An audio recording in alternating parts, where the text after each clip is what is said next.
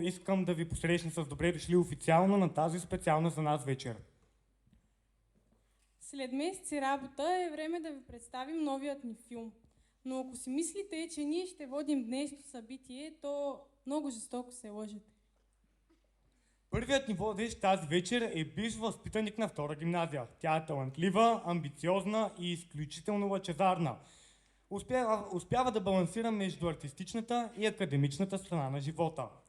През миналата година бе част от киноклуб Кинотворци и грабна приза за главна женска роля на дебютното издание на националния фестивал Ученически обектив. Но освен това спечели стотиците хорски сърца след участието си в театралната постановка Изход и късия филм Избор. Сигурен съм, че вече знаете за кого говоря, затова няма да увъртам повече. Моля вашите бурни аплодисменти за Галена Георгиева!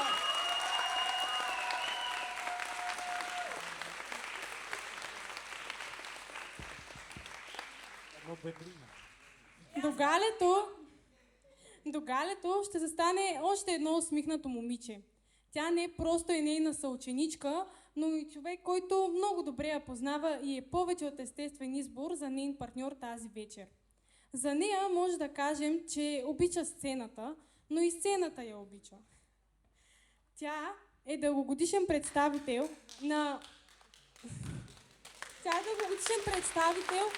на Школа за модерен балет Вега. Целеустремена е и не се предава лесно, защото знае, че успехът се отплаща рано или късно.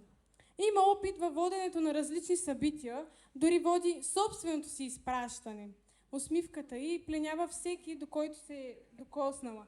Тя идва от Варна, специално за днешната премиера. Тя е Дара Загорова.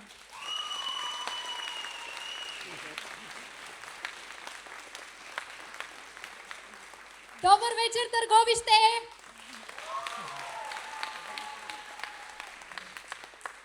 Добре дошли, скъпи гости, приятели и почитатели на киното.